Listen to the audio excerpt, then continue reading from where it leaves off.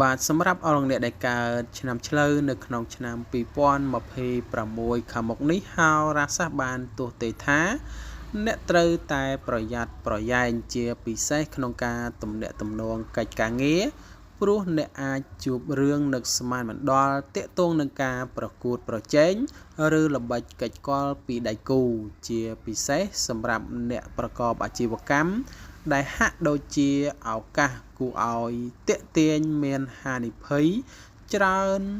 ដែលមិនអាចទាយទុកមុនបាននោះឡើយជាពិសេសអ្នកត្រូវតែមានការអត់ធ្មត់និងកិច្ចការងារអ្វីត្រូវតែមានភាពហ្មត់ចត់និងច្បាស់លាស់ទៅប្រសើរនៅកន្លែងធ្វើការលោកអ្នកអាចប្រឈមមុខនឹងការប្រកួតប្រជែង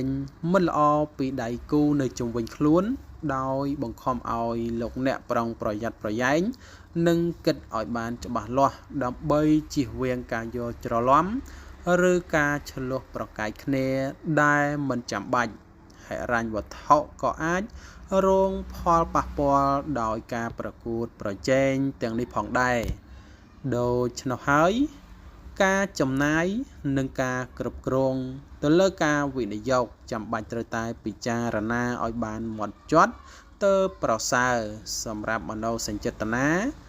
ជាពេលដែលអ្នកត្រូវតែយកចិត្តទុកដាក់រក្សាភាពសុខដុមរមនាក្នុងក្រុមគ្រួសារ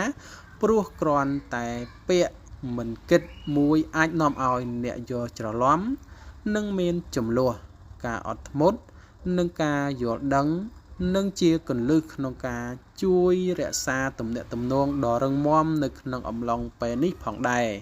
ស្នេហារបស់អស់លោកអ្នកវិញគ្រួសារនឹងមានទំនាក់ទំនងជិតស្និទ្ធត្រូវលោកអ្នកមានការប្រុងប្រយ័ត្នព្រោះអាចមានគេអុចអាលនាំឲ្យមានការឆ្លោះប្រកែកគ្នាសម្រាប់អាជីវកម្មការប្រកួតប្រជែងនិងមានសម្ពាធពីដៃគូប្រកួតប្រជែងអាជីវកម្មទាមទារឲ្យអ្នកមានការប្រុងប្រយ័ត្នទៅលើកិច្ចការងារអ្វីមួយហិរញ្ញវត្ថុវិញឱកាសវិនិយោគត្រូវគិតឲ្យបានហ្មត់ចត់ដើម្បីជៀសវាងហានិភ័យដែលអាចកើតមានសុខភាពរបស់អស់លោកអ្នករក្សាចិត្តឲ្យបានធូរស្រាលជៀសវាងការតានតឹងដែលប៉ះពាល់ដល់សុខភាពទូទៅ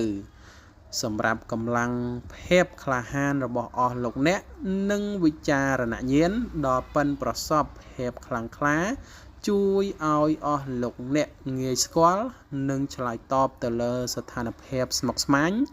ទាញយកអត្ថប្រយោជន៍ពីសមត្ថភាពទាំងនេះដើម្បីរក្សាជំហររបស់អស់លោកអ្នក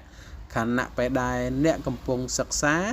និងស្វែងរកការគ្រប់គ្រងពីមនុស្សដែលគួរឲ្យទុកចិត្តក្នុងជុំវិញខ្លួនដំបូងមានសម្រាប់អស់លោកអ្នកគឺត្រូវរក្សាភាពស្ងប់ស្ងាត់ពិចារណាឲ្យបានហ្មត់ចត់មុននឹងសម្រេចចិត្តធ្វើអ្វីមួយហើយតែងតែរក្សាអាកប្បកិរិយាទន់ភ្លន់ក្នុងការប្រស្រ័យទាក់ទងដើម្បីដោះស្រាយជម្លោះដែលអាចកើតមាន